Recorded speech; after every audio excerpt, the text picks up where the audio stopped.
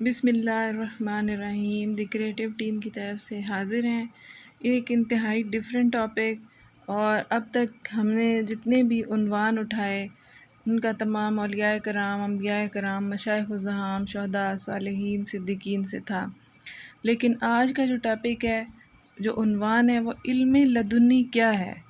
یا علم لدنی کیسے حاصل ہوتا ہے۔ تو پیارے دوستو، انتہائی اہم ٹاپک ہے، اور یہ ہے کہ اس ویڈیو کو آپ اینڈ تک ضرور دیکھیں تاکہ آخر تک جاتے جاتے آپ کو یہ معلومات ہو جائے کہ جس علم کو، جس کا نام علم لدنی رکھا گیا، علم لدنی ہے کیا، یہ حاصل کیسے ہوتا ہے، کیا اس کو سیکھا جا سکتا ہے، کیا یہ رب کی طرف سے عطا ہوتا ہے۔ علم سے مراد ہے آگاہی یا واقفیت، یا کسی چیز کے متعلق جاننا۔ آپ جانتے ہیں کہ آپ کو ہر چیز کا ہر وقت علم نہیں رہ سکتا۔ کوئی بھی طالب علم جتنا بھی علم حاصل کر لے، حصول علم سے مراد وہ علم ہے جو عقل کے دائرے میں رہ کر حاصل کیا جاتا ہے اور ظاہری ذرائع سے حاصل ہوتا ہے۔ مثلاً کسی اسکول، مدرسے، کالج، یونیورسٹی یا اساتذہ کے وسیلے یا کتب کے مطالعے یا درس و تدریس سے آپ سیکھتے ہیں، یا گھر میں موجود والدین سے۔ لیکن علم لدنی سے مراد وہ علم ہے جو بغیر کسی ظاہری وسیلہ سے اور ذریعہ کے اللہ کی طرف سے آپ کو عطا کیا جاتا ہے۔ وہ علم جس کے لیے آپ کو کسی محنت کی، کوشش کی، کسی سہارے کی ضرورت نہیں۔ رب تعالیٰ کی طرف سے ایک بہت بڑی عطا ہوتی ہے اپنے خاص بندوں پر، جو ظاہری طور پر بشری لبادہ اوڑھ کر آتے ہیں، لیکن وہ اللہ پاک کے اور ہی قریب اور کوئی مخلوق ہوتے ہیں، کوئی الگ ہی مخلوق ہوتے ہیں، تاکہ وہ ہمیں معرفت کی اور تصوف کی علم دے سکیں اور جہالت کے گڑھوں سے ہمیں اٹھا سکیں۔ تو پیارے دوستو، اللہ تعالیٰ فرماتا ہے علم آدم الاسماء کلہا، ترجمہ کہ آدم کو تمام اسماء کا علم سکھایا گیا۔ رب تعالیٰ سورہ بقرہ میں، قرآن پاک میں یہ فرما رہا ہے کہ اے آدم، ہم نے تم کو تمام ناموں کا علم دیا۔ جب اللہ تعالیٰ انسان کامل پر تمام علم کھول دیتا ہے تو کائنات کی ہر شے کا علم اس کی اپنی ذات کے اندر سے اسے حاصل ہو جاتا ہے، اور کسی بھی شے سے متعلق جاننے کے لیے اسے اس شے کی طرف رجوع نہیں کرنا پڑتا، بلکہ اسے خود بخود اس کا علم ہو جاتا ہے۔ اللہ تعالیٰ اس شخص کے اوپر غائب کے پردے ہٹا دیتا ہے اور اس کو وہ سب دکھتا ہے جو عام آنکھ نہیں دیکھ پاتی۔ اللہ پاک فرماتا ہے میں تمام کائنات کو اپنی ہتھیلی کے پشت پر دیکھتا ہوں۔ یہ ایک حدیث نبوی صلی اللہ علیہ وآلہ وسلم ہے، جس میں آپ صلی اللہ علیہ وآلہ وسلم فرما رہے ہیں کہ میں تمام کائنات کو اپنے پشت کی ہتھیلی پر دیکھتا ہوں۔ مجھے پھر مولا کائنات مولا علی علیہ السلام فرماتے ہیں مجھے اور محمد صلی اللہ علیہ وآلہ وسلم کو ظاہری علم حاصل نہیں تھا، لیکن واردات غیبی کے سبب علم باطن کی فتوحات اس قدر تھیں کہ کئی دفتر درکار ہیں۔ ہیچ تالیف نادر تصنیف، ماہر سخن تصنیف مارا از خدا، علم از قرآن گرفتم وز حدیث، ہر کے من کے میشود اہل از خبیث۔ اس کا ترجمہ یہ ہے میری تصنیف میں کوئی تالیف نہیں ہے، اور میری تصنیف کا ہر حرف اللہ کی طرف سے ہے۔ اس میں بیان کردہ ہر علم قرآن و حدیث کے مطابق ہے۔ جو کوئی ان کا منکر ہو وہ خبیث انسان ہے، اور یقیناً جو رب تعالیٰ کے بتائے ہوئے برگزیدہ بندوں پر جو رب تعالیٰ ان کو خصوصی کرامات سے نوازتا ہے، اور میرا پروردگار ان کو عنایات سے نوازتا ہے، اور پھر ان سے آزمائشیں سے گزار کر ان کو کندن بنا دیتا ہے، اور ایسی ہستیاں جن کو اللہ پاک خود غائبانہ علم عطا فرما دیتا ہے اور غیب کے پردے ان کی آنکھوں سے ہٹا دیتا ہے، تو علم غیب کو خاص طور پر صرف اللہ پاک جانتا ہے، اور اللہ پاک اپنے خاص بندوں کو یہ خاص علم سکھا دیتا ہے جسے کہ علم لدنی کہتے ہیں۔ علم لدنی اور بندے کے دل کے اندر سے دلیل اور خیال کا پیدا ہونا، اور راہ باطن سے ہٹ جانا، اور بغض بعض کو قرب قدرت الہی سے الہام اور پیغام ملتا ہے۔ یہ راہ حضرت محمد صلی اللہ علیہ وآلہ وسلم کی عطا کردہ ہوتی ہے۔ جو اس سے انکار کرے وہ مردود ہے، مردہ دل اور سیاہ باطن ہے۔ اور جو آپ صلی اللہ علیہ وآلہ وسلم کو علم عطا ہوتا تھا وہ بھی وحی الہی کے ذریعے، کبھی خواب کے ذریعے، کبھی الہام کے ذریعے، کبھی ذہن میں کوئی خیال ڈالنے کے ذریعے ہوتا تھا۔ جو ڈائریکٹ قرآن پاک کہلایا وہ تو ڈائریکٹ وحی الہی کہلائی، اور جو الہام یا آپ کو خواب یا اشارہ ہوا وہ حدیث نبوی کہلائی۔ اور جو شخص بھی اس سے انکار کرے وہ مردود ہے، وہ مردہ دل ہے، اور وہ سیاہ باطن ہے، اس کا دل اندر سیاہ ہو چکا ہے، اس پر علم کی بات اثر نہیں کرتی۔ پیارے دوستو، وہ ہستیاں جنہوں نے عرش بری دیکھا، جنہوں نے سدرۃ المنتہا تک مطالعہ کیا، رب تعالیٰ نے ان کو اپنی کرامات کے نظارے دیے اور پھر ان کو زمین پر ہمارے لیے بھیجا،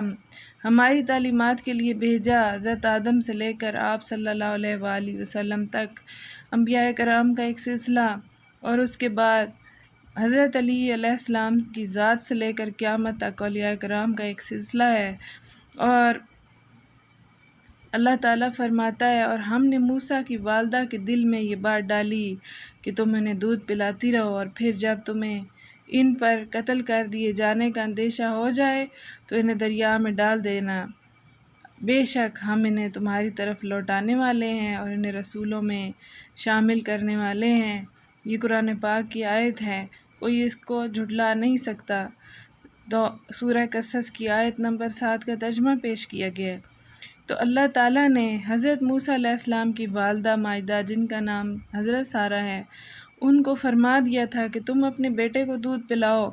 اور جب تمہیں خوف لاحق ہو کہ اس کی جان کو خطرہ ہے تمہارے دل میں ہم ایک اشارہ ڈالیں گے،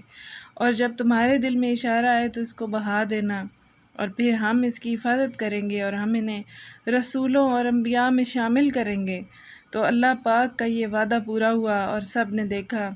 کہ وہی شخص جو تمام علاقے کے بچوں کو تو ذبح کرا دیتا اور تمام بیٹیوں کو زندہ چھوڑ دیتا، اسی کے گھر میں، جی ہاں، اسی فرعون کے گھر میں حضرت موسیٰ علیہ السلام کی پرورش ان کی زوجہ محترمہ جو دین ابراہیمی پر انتہائی نیک خاتون تھی،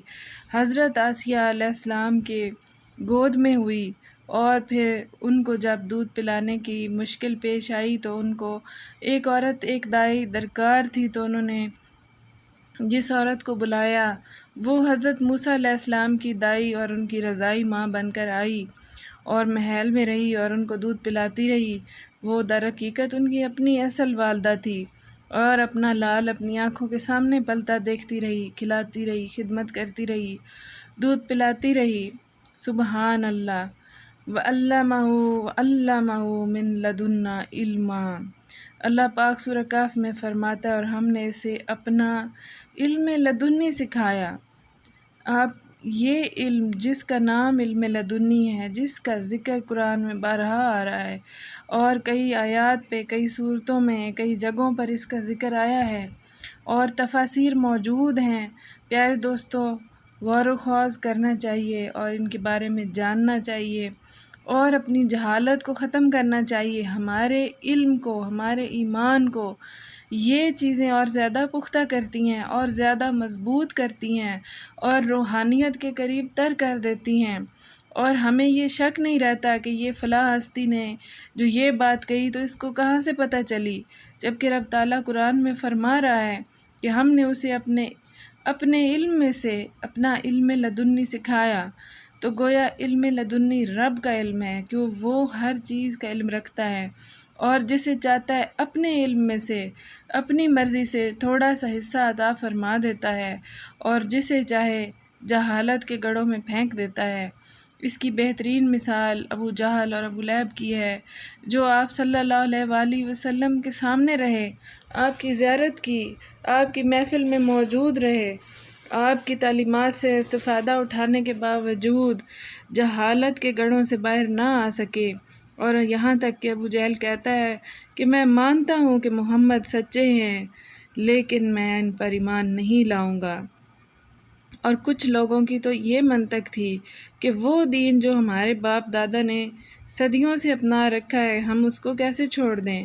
لیکن پیارے دوستو، اس بات سے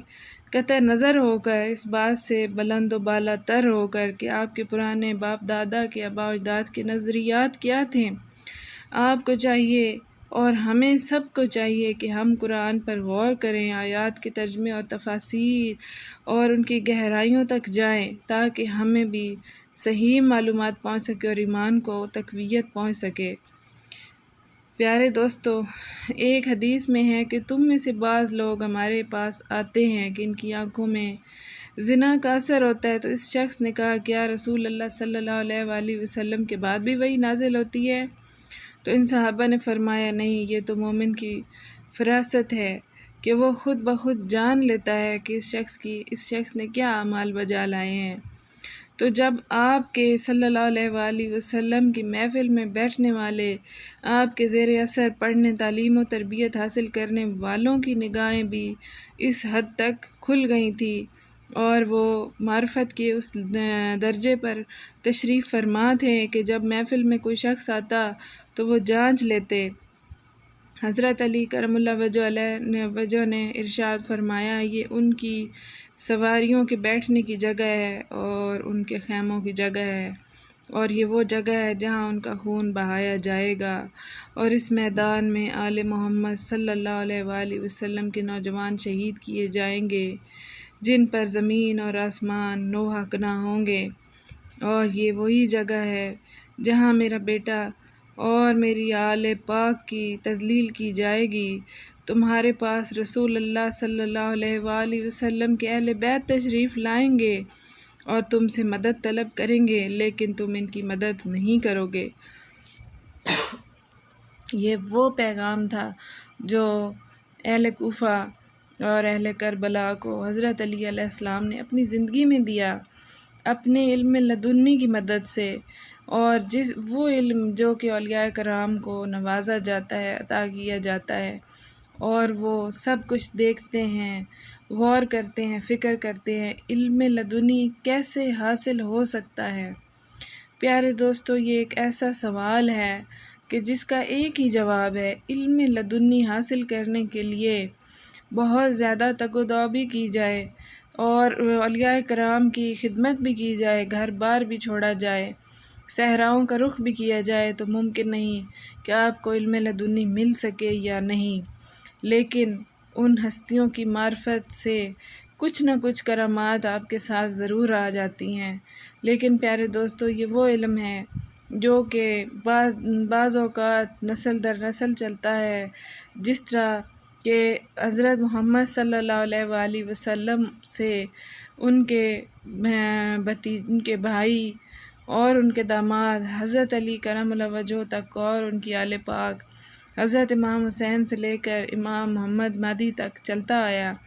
اور آج تک یہ سلسلہ قائم ہے۔ کئی اولیاء کرام سادات و غیر سادات میں سے ایسے پیدا ہوتے ہیں، ایسے ماں باپ کے گھروں میں پیدا ہوتے ہیں جن کے ماں باپ بہت زیادہ دیندار ہوتے ہیں اور کئیوں کے گناہ گار، لیکن ان کے گھر میں ایک ایسا بچہ جنم لیتا ہے جو خاص ہوتا ہے، اور جو آہستہ آہستہ اس کے حجاب ہٹنا شروع ہو جاتے ہیں اور لوگ اس کو پہچاننا شروع کر دیتے ہیں۔ پیارے دوستو، کچھ لوگ ان کا احترام شروع کر دیتے ہیں اور کچھ لوگ ان کی توہین شروع کر دیتے ہیں، اور بعض اوقات اولیاء کرام کو اتنی عزت سے نوازا جاتا ہے کہ ان کی بات کو حرف آخر مان لیا جاتا ہے، اور بعض دفعہ ان کو اتنی تذلیل کی جاتی ہے،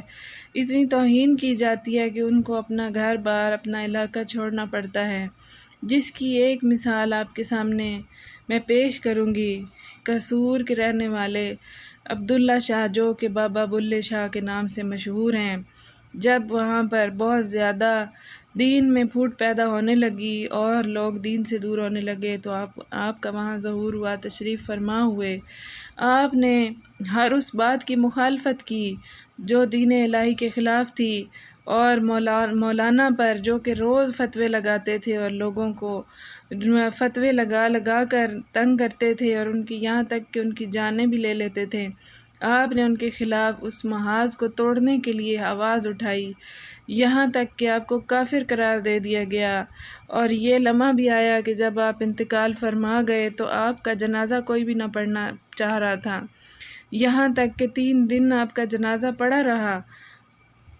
اور کسی نے بھی آپ کی تدفین نہیں کی، غسل نہیں کیا، کفن نہیں دیا۔